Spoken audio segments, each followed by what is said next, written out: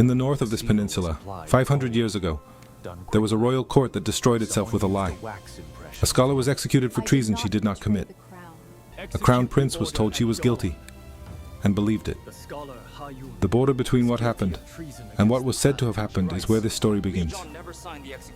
She did not die quietly. She did not forget. She came back, 500 years later, in a city of glass and data and corporate war, with every memory intact and a plan that has been 5 centuries in the making. He remembers nothing. She remembers everything. This is Silk and Shadow. Episode 1. The Woman Who Came Back.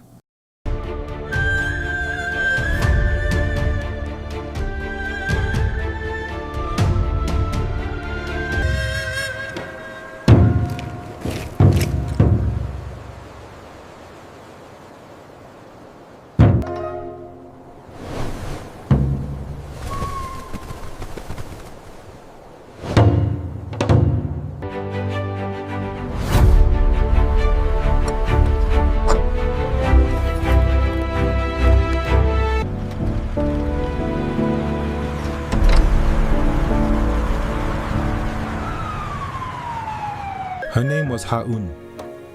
She was the finest textual scholar the royal court had produced in 40 years. She was also the only person in the palace who had read the original border treaty, the document that would have ended the war without costing either house its land.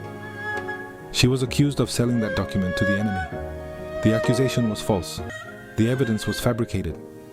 And the man who ordered her execution was the man she had trusted with the location of the original.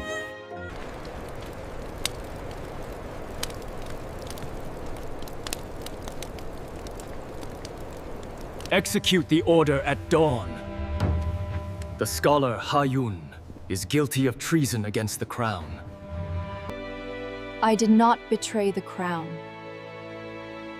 And I will remember that I did not.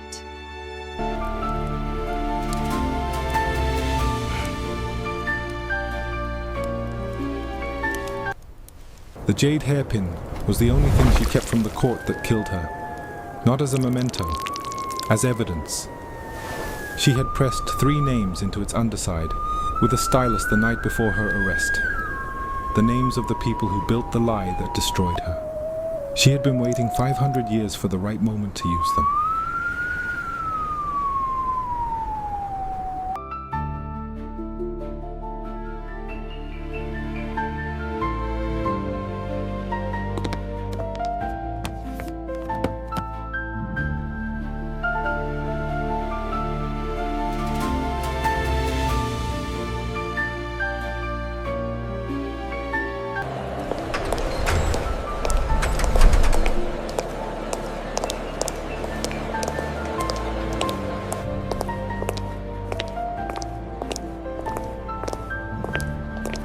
Kang Min-jun owns 40% of Korean broadcast media. He expects a restructuring consultant. He does not expect us. He doesn't need to expect us. He needs to be unprepared for us. There is a difference. Kang Min-jun had been the subject of 47 corporate intelligence reports, 6 regulatory investigations, and 1 attempted hostile takeover, all of which he had survived without changing his expression. The Kang board had hired the Seon group because they believed they were hiring a restructuring firm. They did not know that Seon Yu-ri had been studying the Kang family archive for 3 years. They did not know what she had found in it.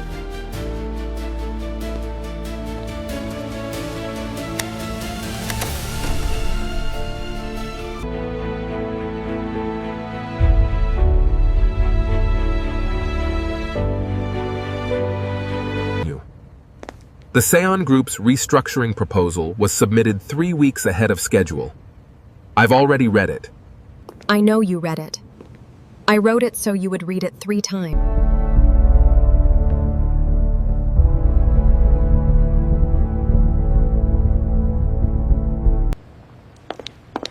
You're here to restructure Kang Media. That means you work for me. I work for the Kang board. They hired me to advise on what should remain and what should go. You are on that list, Mr. Kang. For now, you remain.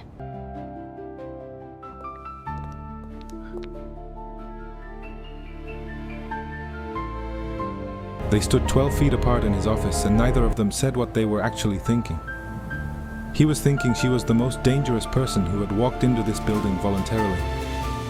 She was thinking about a document she had found 6 weeks ago in the Kang family archive. A letter, written in 1521, from a royal court official named Kang to the palace records keeper. She had not yet told Do-hyun what the letter said. She was not yet sure what it meant that she was standing in this room.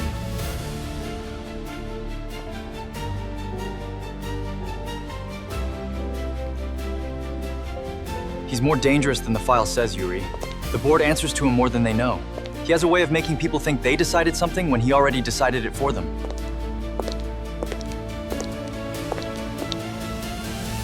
I know exactly what he is.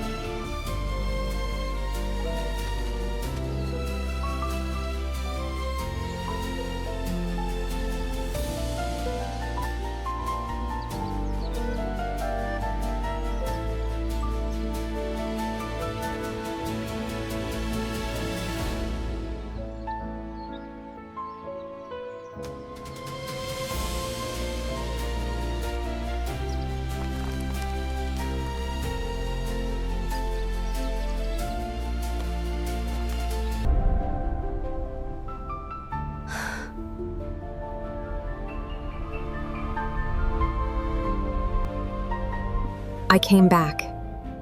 And this time, I have all the evidence I need.